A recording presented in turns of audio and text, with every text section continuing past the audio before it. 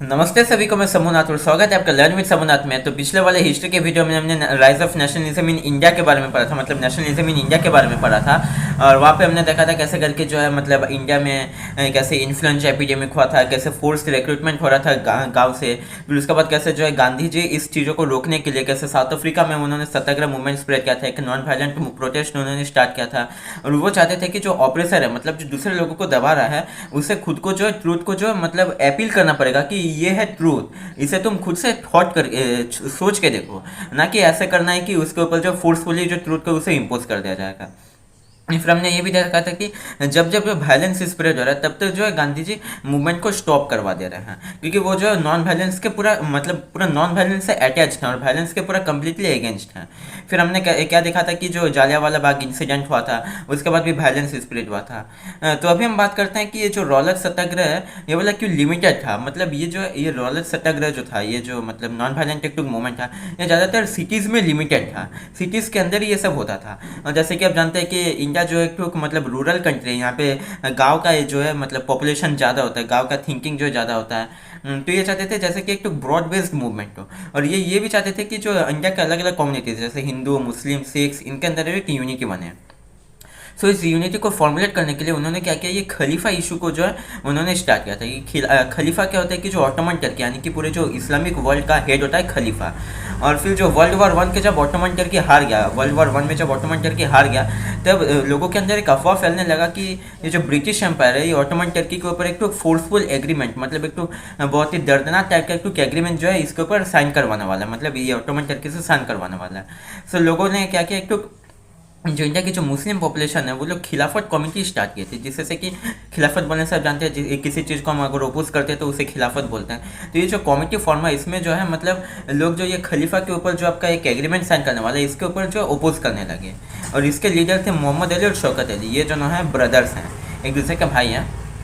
तो गांधी जी ने क्या देखा कि ये एक तो अच्छा अपॉर्चुनिटी है हिंदू और मुस्लिम को लाने के लिए, ये खिलाफत मूवमेंट और ये जो सत्याग्रह मूवमेंट, ये दोनों को स्टार्ट करेंगे जिससे से हिंदूज और मुस्लिम्स जो है ये सब एक साथ आ पाएंगे।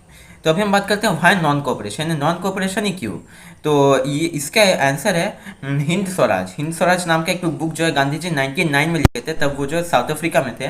तो साउथ अफ्रीका में रहते थे, उन्होंने हिंद स्वराज लिखा था, जिसमें इन्होंने लिखा था कि इंडिया में ब्रिटिश रूल इंडियंस के कोऑपरेशन से सेटअप हुआ है। मतलब जो इंडिया में ये लाखों का मतलब करोड़ों का एक पॉपुलेशन है, और यहाँ पे जो है कुछ हज़ार जो ब्रिटिशर्स आ गए, तो उन्होंने डायरेक्टली तो यहाँ पे रूल करना स्टार्ट नहीं किया, अपने माइंडसेट से अपने पावर से तो रूल करना स्टार्ट नहीं कर दिया होगा। इंडियंस लोग इन्हें कोऑपरेट किए होंगे ताकि इन लोग जो अपना रूल जो इंडिया पे सेटअप कर पाए और इसके साथ इसे चला पाए। बस सेटअप करने से ही नहीं होगा, इसे रूल को जो है कंटिन्यू करना पड़ेगा। तो इसमें क्या है कि इंडियन लोगों का एक अहम रोल रहा है ये ब्रिटिश रूल जो है इंडिया में इम्पोज होने के लिए। और अभी क्या करेंगे, अभी जब हमें मतलब हम लोग जो कॉन्फर्म हो गया है कि हमें ब्रिटिश को भगाना है, तो हमें ये जो मतलब कोऑपरेशन था इसे जो है दूर करना पड़ेगा। हम जो इंडियंस लोग हैं उन लोग ब्रिटिश को नॉन कोऑपरेट करने लगेंगे, मतलब कोऑपरेशन जो है बंद कर देंगे। तो इसी से क्या हुआ कि नॉन कोऑपरेशन मूवमेंट जो है स्प्रेड हुआ था। तो इसमें इन्होंने क्या किया कि जो मतलब ब्रिटिश जो टेक्सटाइल्स आते थे या फिर ब्रिटिश जो इंपोर्टेड आइटम्स आते थे, क्योंकि उस टाइम क्या होता था कि ब्रिटिश लोग जो इंडिया से सस्ते में जो रॉ मटेरियल्स खरीद लेते थे वहाँ पे ब्रिटेन भेज देते थे, और वहाँ के इंडस्ट्रीज से जो फिनिश गुड आते थे उसे हाई प्राइस में जो इंडिया में बेचते रहते थे।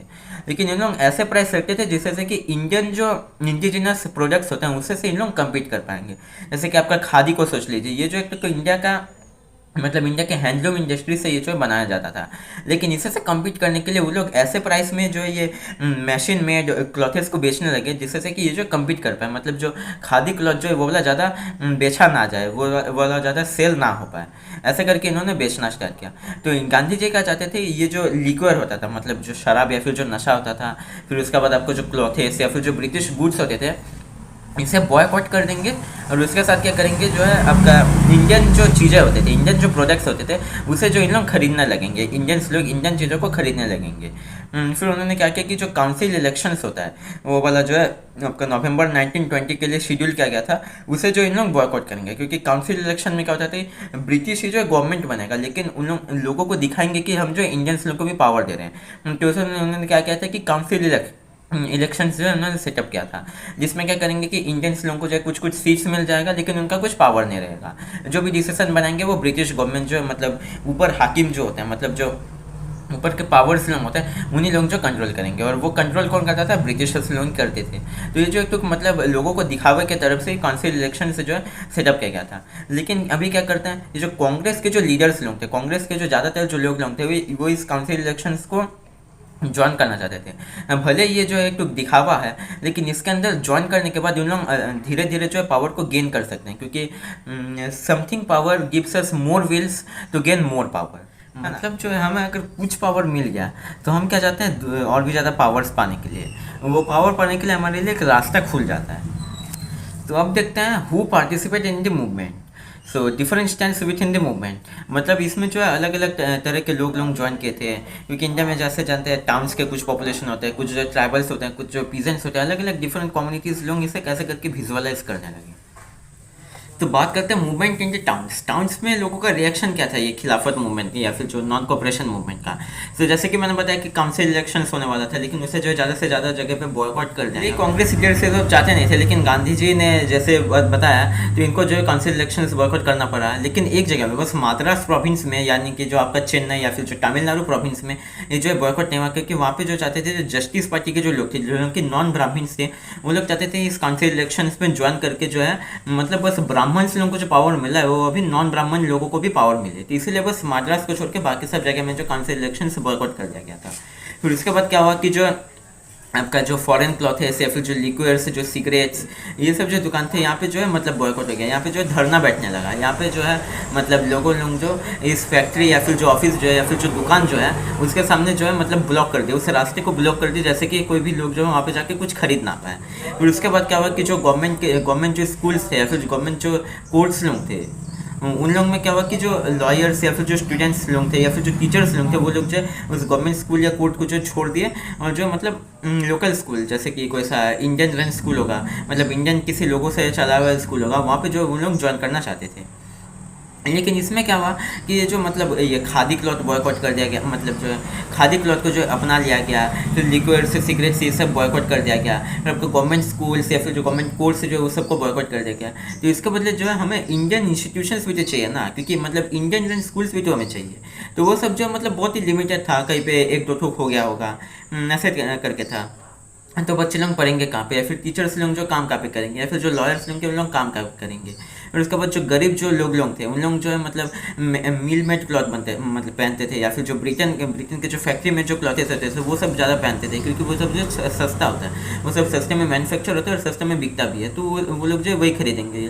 लेकिन जो खादी क्लॉथ होता है ये ज़्यादा से ज़्यादा प्रोड्यूस भी नहीं पाता था और बहुत ज़्यादा महंगा भी था, फिर इसका जो ड्यूरेबिलिटी भी ज़्यादा नहीं था। तो इसके लिए क्या करिए, गरीब लोग भी जो खादी क्लॉथ पहनना स्टार्ट कर दिए।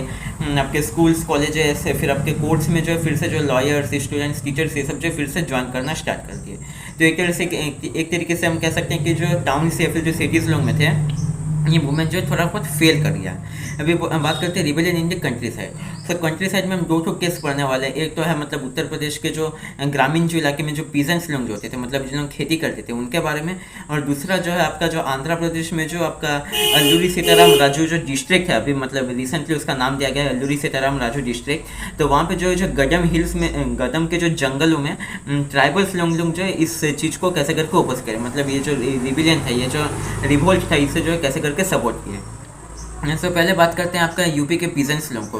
तो यूपी के मतलब यूपी को उस टाइम अवध बोल के बोला जाता था। तो अवध के जो पीजेंट्स लोग होते थे, इन लोग मतलब खुद के लैंडलॉर्ड से, जो लैंडलॉर्ड्स इंडियन लैंडलॉर्ड्स होते थे, उनसे से इन लोग नफरत करते थे, क्योंकि लैंडलॉर्ड्स के क्या होता था, उन लोग जो ज़मीन को रेंट में देते थे, भाड़े में देते थे, जिसमें जो किसान लोग खेती करके, जिन लोग मतलब जिनके पास कोई ज़मीन नहीं होता, उन लोग जो खेती करते थे, वहाँ से कुछ अपने पास रखते थे और कुछ जो है रेंट्स के हिसाब से वो अपने लैंडलॉर्ड्स को देते थे। फिर लैंडलॉर्ड्स क्या करते थे, उनके लिए नाई होते थे, धोबी होते थे, मतलब नाई बोलने से जिन लोग उनका मसाज फसाज या फिर बाल काटते थे वो होते थे।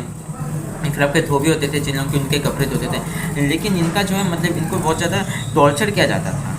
तो इसके लिए क्या हुआ कि जो लोकल जो मतलब पीजेंट्स लोग भी जो इंडियंस थे और लैंडलॉर्ड्स भी इंडियंस थे, लेकिन उन दोनों के बीच में जो मिलता जुलता नहीं था, इसलिए उन दोनों के अंदर ही जो रिवोल्ट होना लगा।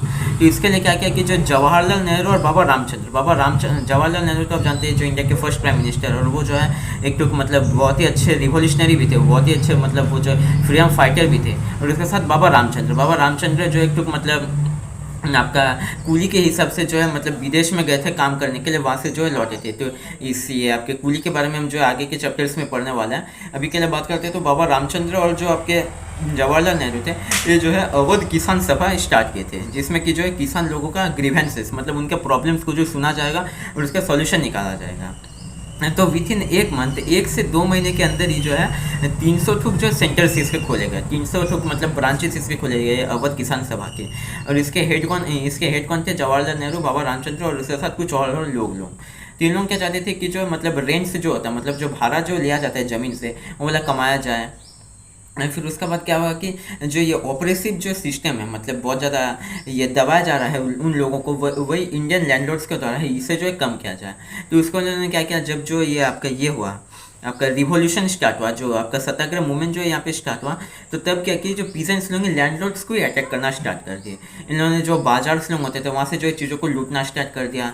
आपका जो ग्रेन होल्डिंग्स होते थे मतलब ग्रेन के जो गोडाउन होते थे जहाँ पे अनाज रखे जाते थे, उनको वो लोग लूटना स्टार्ट कर दिए। फिर नाई धोबी बंद, यानी कि जो मसाज करते थे या फिर जो आपके वाशरमैन लोग होते थे, जो धोबी लोग होते थे, उन लोग भी जो है मतलब ये आपके लैंडलॉर्ड्स के लिए काम करना बंद कर दिए। इसका जो है एक टुक बंद का जो है मतलब इन लोग आह्वान दिए, इसका जो एक टुक मतलब स्टार्ट इन्होंने किया। तो इसके मतलब कॉन्सिक्वेंसेस में ये जवाहरलाल नेहरू और बाबा रामचंद्र ने कैसे सोचा कि ये जो मतलब इन लोगों का प्रॉब्लम्स है, इसे जो है ब्रिटिश लोगों के साथ कनेक्ट किया जाए। मतलब कैसे करके ब्रिटिश लोगों के अंदर लैंडलॉर्ड्स हम काम करते हैं और लैंडलॉर्ड्स के द्वारा ही इनको जो है दबाया जा रहा है। ऐसे करके मतलब इनका जो प्रॉब्लम्स को ब्रिटिश के साथ रिलेट किया जाए, जिससे से कि ये लोग जो है नॉन कोऑपरेशन मूवमेंट में अपने इंडियन भाई लोगों का ही विरोध नहीं करके ब्रिटिशर्स लोगों का विरोध करना स्टार्ट कर दिया। ये इनका मेन मोटिव था। लेकिन हुआ कुछ और है, ये सब जो मतलब पीजेंट्स लोग जो थे, इन लोग लैंडलॉर्ड्स को अटैक करना स्टार्ट कर दिया, उनको मारना पीटना स्टार्ट कर दिए, आपके अटैक करना स्टार्ट कर दिए। तो ऐसे करके जो ये मतलब अटैक करना, लूट करना, ऐसे से जो ये वाला मूवमेंट एक तो वायलेंट फॉर्म ले लिया। फिर उसके बाद इन लोग क्या करते थे, हर एक जगह में महात्मा लगा देते थे, मतलब महात्मा गांधी से इन लोग हर एक जगह में महात्मा लगा देते थे, जिससे से कि ये लोग जो काम कर रहे वो लोग सही समझाए। मतलब ये कुछ भी काम करेंगे तो उसके अंदर सामने एक तो महात्मा लगा देंगे, जिससे से कि ये जो है मतलब इनका जो काम है, चाहे वो गलत हो चाहे सही हो, उसे उन लोग शुद्ध कर लेंगे। तो आज का वीडियो ये पे ख़त्म करते हैं, मिलते हैं अगले वीडियो में, तब तक के लिए धन्यवाद।